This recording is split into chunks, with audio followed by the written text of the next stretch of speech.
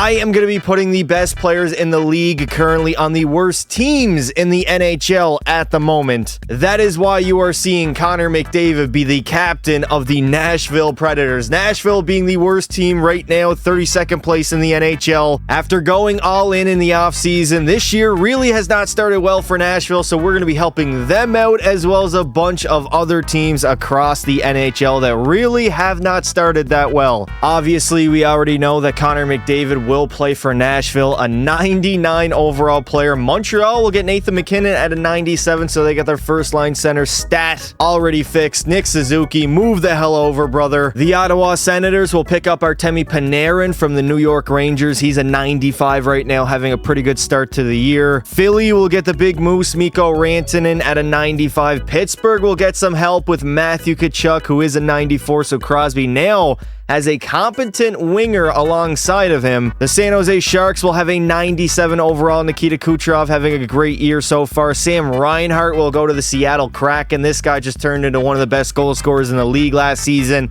And even this year, he's putting in a lot. St. Louis will get the best two-way centerman in the league in Alexander Barkov at a 96 overall. The Anaheim Ducks will have the best defenseman in the league at Cale Makar, who is a 96 in this game, literally in the prime of his career at 25 years old. The Buffalo Sabres will pick up Jack Hughes, a number one centerman who's only 23, but already a 95 and one of the best centermans in the entire league. Connor Bedard now has a running mate in Chicago, and his name is Tomiak Matthews. He's going to be a 96 overall. I don't know if they're going to play in the same line. Maybe they'll separate them, but Chicago definitely got a lot stronger because of it. The Columbus Blue Jackets will get Kirill Kaprizov, who's going on an absolute tear right now. 94 overall, setting records for Minnesota. I believe he's only behind Nathan MacKinnon in the scoring race right now. And finally, for the Detroit Red Wings, or the Dead Wings as some of their fans call it, they get a 95 overall. Quinn Hughes, nailed their best player, best defenseman, probably even going to be their captain. Dylan Larkin probably gets stripped already, but hopefully now the eyes they're playing can finally show up and they can have some good seasons here in NHL 25. All right, how could I forget the big German and Leon Draisaitl joining the New York Islanders at a 97 overall. So now that we know every single player that I moved to their brand new team, I want to see what teams flourish and maybe even some of these bad teams now become good teams because you're adding one of the best players in the world. I think I did like the top 10 players in the league currently, so hopefully some of these bad teams. Why is Winnipeg starting at 1-6 at the moment? That is crazy. But yeah, maybe we will have brand new Stanley Cup winners. Maybe not. Who knows? You never really can tell with the EA Sports Sim engine here in 25.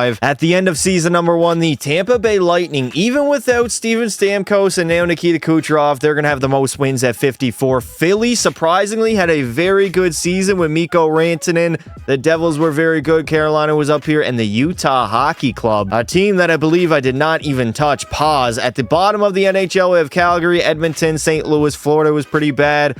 Columbus was down there. Montreal, so Nathan MacKinnon didn't really make much of a difference. Neither did Leon Draisaitl, if I'm being honest. And the Dead Wings, no! With a 95 Quinn Hughes, they're still 25th in the entire NHL. And Nashville, a 99 McDavid was not even enough to win 40 games. Absolutely crazy. Draisaitl will have the most points in the NHL at 105, followed by Crosby's 103. Finally having a line mate will do that. Sebastian Aho was good. Matthews put up over 100, as well as Mikko Rantanen. And speaking of the goals, Mikko Rantanen had the most at 67. God damn, a career high, as Mikko literally just 2 years ago had a career high in goals at 55, and somehow he's even gotten any better. David Pasternak's very good. We got Leon up there with 52. Dylan Guenther had 52 goals in the sim. I can definitely see that in the future. If we take a look at the goaltenders, Vasilevsky had the most wins at 45 and the most shutouts. We'll go to Igor Shesterkin. And here we go. This is our year number 1 playoff bracket. We got some teams who I did add. I mean, Chicago somehow made the playoffs now with a 96 overall. Austin Matthews.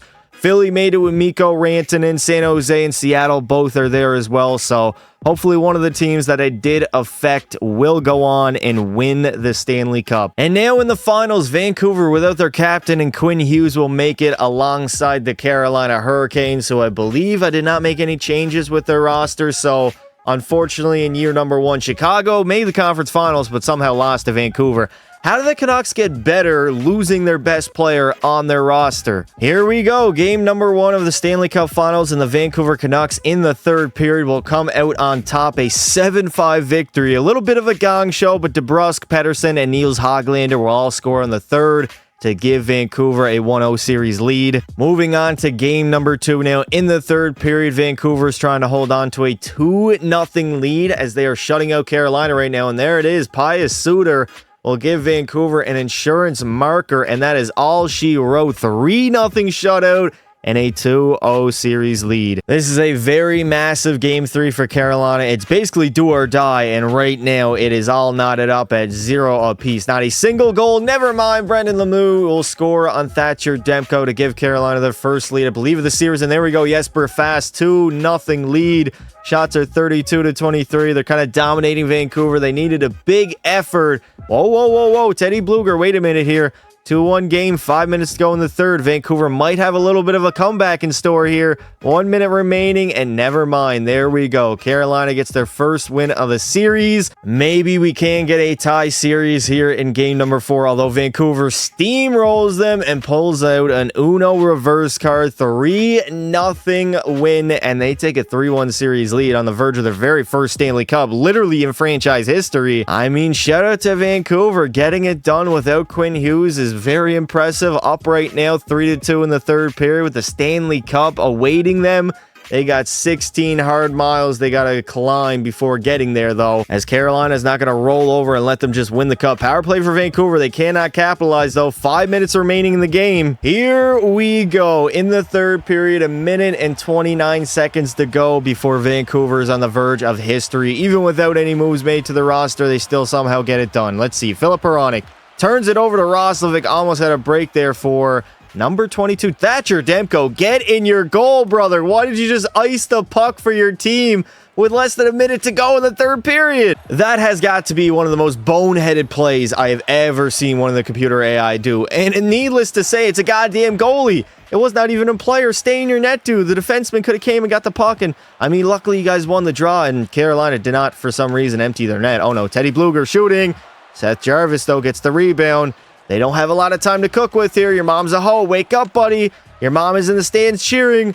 Jared Slavin coming. It's Jacob Slavin. Why do I always say Jared? For some odd reason, I want to call this man Jared. Don Walker has the most hits in the playoffs. He's lucky Shores he's not playing because he probably have 147 at the moment. We're not going to talk about that regardless. We got your mom's a hoe and JT Miller up for the draw here. And Miller wins it clean to Soucy, up to DeBrusk. 25 seconds left in the third. Still no. Oh, no. The empty net is there. Empty net for the Hurricanes. JT Miller in the corner. Back to the point. Hronek. And there it is. Filip Hronek. Empty netter. And that will cap it off. As the Vancouver Canucks will have their most historic season ever, finally being able to go on and call themselves Stanley Cup champions as they beat the Carolina Hurricanes in 5 games in the finals. Wasn't really that competitive of a series, if I'm being honest. Carolina didn't have anything for Vancouver, even without their former captain, who's no longer there because I literally traded him to the Detroit Red Wings and hoped that the Dead Wings would finally wake up. But I guess that is not going to happen in this sim, at least for year number 1. Is JT Miller will take home the Conn Smythe. He had 6 goals, 21 points. I mean, somebody else had to step up and be the best player on this team, especially if they wanted to go on and win the Stanley Cup. And there it is, Lord Stanley awaiting Vancouver for the first time in the history of the National Hockey League, as 2 teams that I didn't even affect made the Cup Finals. We got JT Miller raising the cup first for Vancouver, as they are your champions in year number 1.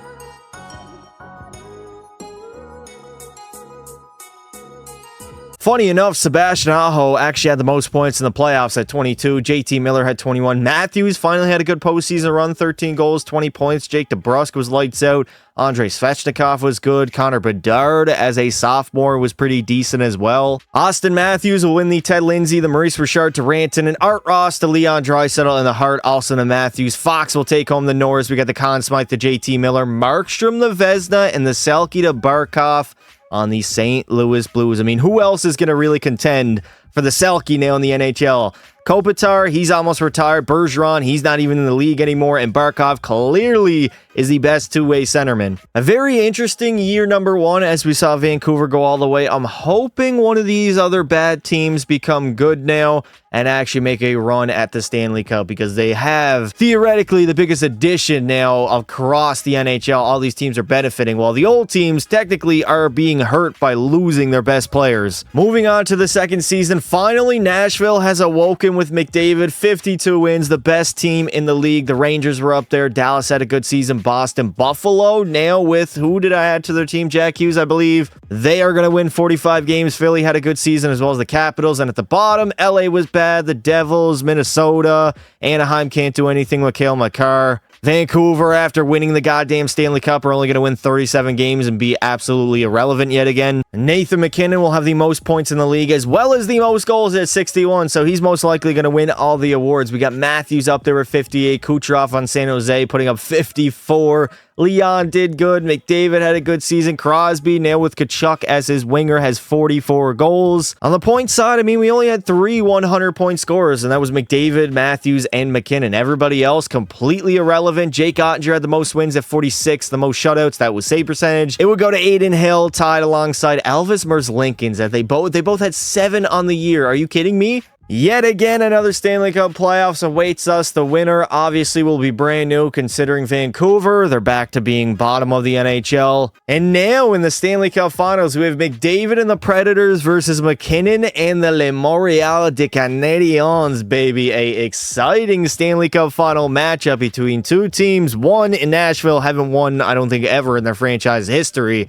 And the Canadiens were the last Canadian team to win the Stanley Cup back in like 1993. So you guys can already probably tell who I'm cheering for. It's not really much of a surprise, as Nashville, dear Lord, a 7-3 victory in game number 1. Get the offense going, kid. Let's see if the Predators can go on and make NHL history, or at least Nashville history, as we are tied 1-1 in the third period. Only 13 shots for the Predators. That is not good. Montreal is controlling this game and trying to head back to the Bell Center, split at 1 apiece. 10 minutes gone down here in the third. The clock is winding down. We got a 1-1 tie. 3 minutes to go. Power play for the Predators, but they can't get anything on it, as no way, Josh Anderson, with like 16 seconds left in the third period, will get the game winner. What a heartbreaking defeat in game number 2 for the Predators, as they're getting mollywopped here in game 3. 4-3, they did make it interesting near the end with 3 straight third period goals, but it was not enough, as Nathan MacKinnon will get the game winner on UC Saros. As close as you can get to a must-win for Nashville. I mean, they're down 2-1 in the series here in the third period. They get a 1-0 lead. Shots are relatively low, 20-14, and there we go. Cody Sissons, I believe his name is, will score on Montembeault, and Dante Fabro will give them a 3-0 lead as they shut out Montreal in Game 4. So far, it's been a very back-and-forth series, both teams having swings of being way better than the other team, and right now, Predators hold on to a 3-2 lead. Never mind, Kirby Dach ties it up on UC Saros immediately, and we got ourselves a tie game despite the Predators out shooting them 33-20, so they're definitely putting a lot of pepper on the net, mate. There we go, Roman Josi scores late in the third period and will give the Nashville Predators a 3-2 series lead. Stanley Cup in the building, in the Bell Center, I believe for the first time ever. And the Predators, I mean, they're down 2-0 in the third period, so they're going to need some sort of a comeback. 3-0, Caden Gooley pretty much seals the deal on this game, as we are headed to a Game 7. The best 2 words in all of sports, Game 7, and in the third period, Nashville is holding on to a 4-2 lead. If you guys are watching the Be A Pro, you know the Predators went through 3 Game 7s, literally all in the Western Conference, just to make the Stanley Cup Finals with Shoresy. And I mean, they were a very good team in those Game 7s, and right now, things are proving to be true yet again for Nashville, as Connor McDavid and the Predators, as the Montreal Canadiens are down by 2 with 45 seconds to go here in Nashville. The place is rocking. Obviously, back in 17, they couldn't get it done against Sidney Crosby and the Pens, but now, with Connor McDavid as their best player, as their leader, as their captain, they are on the verge of being the first ever champion here in Nashville. Yossi moves up to Sissons. Move that puck up. Why do we got the fourth liners on the ice right now? Carrier shooting, misses the empty net. That's not icing. Okay. I didn't think he was over the line. It doesn't matter, though. It does not matter, mate. Nick Suzuki, McDavid, empty netter. There we go. The Nashville Predators, for the first time in NHL history, will go on and win the Stanley Cup. Rewrite the wrong. That was 2017, losing in 6 games to the Pens, and now in Game 7 on home ice, all in front of their fans that were, honestly, I was impressed back in 17. Nashville, low-key, has one of the best fan bases in the entire league, and they are not toxic, unlike a lot of the other big fan bases in the NHL. McDavid, Conn Smythe winner. I mean, who else would it be? 17 goals, 17 apples for 34 points. A great goal-scoring playoff run for the kid, that's for sure, and he's going to grab his second Conn Smythe of his career, but more importantly, he's going to grab that trophy right there for the first time ever alongside, I mean, maybe outside of Ryan O'Reilly, who else has won the Stanley Cup on this team? Stamkos, maybe? O'Reilly and Stammer are probably the only 2 guys, unless I'm, like, forgetting some guys. Matt Duchene, he doesn't have a Stanley Cup. I don't know what I'm saying, but McDavid, there it is. Sit back, relax, and watch the best player of all time raise the Stanley Cup. Smasher, of course, was the best player in the postseason. Philip Forsberg was very good with 27 points, and Jonathan Marchessault, I guess those were the wingers of McDavid. Zach Hyman, even without Connor, had 9 goals and 21 points. Slavkovsky was very good. Nathan MacKinnon was kind of underwhelming, to be honest. Only 20 points in 22 games. Nathan MacKinnon will take home all the major individual awards. Charlie McAvoy, the Norris. The Conn Smythe will go to Connor McDavid, of course. Igor the Vezina and the Selke again to Barkov. Heading into year number 3, the New York Islanders with Leon Draisaitl, best team in the league. They had 51 wins. Also, Dallas had 51. Anaheim finally is good with Cale Makar. Ottawa was up there, Boston and Toronto, and at the bottom, San Jose, unfortunately, was not very good. Austin Matthews is going to go off. He'll be tied for the lead with McDavid. They both had 63 goals, but Connor did not have the most points. It would be Tummy Ache Matthews with 125. McDavid had 113. Draisaitl was up there with 112. Nathan MacKinnon had a great season. Matthew Barzal had 101, a career high for him. Crosby had a hundo on the goals side.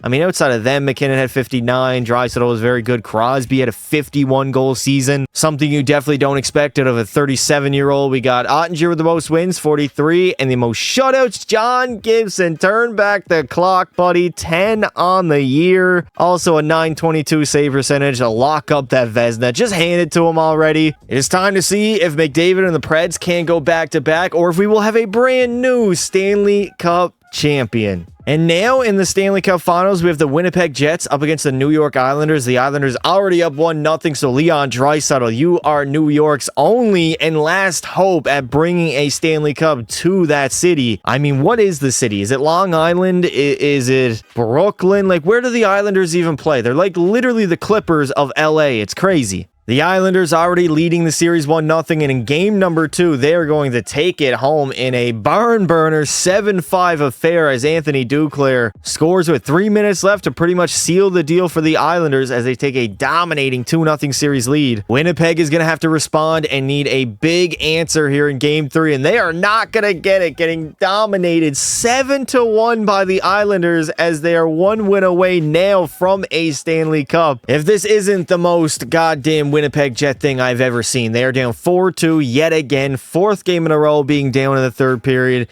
and they are just not doing too well. 5-2 lead, Noah Dobson.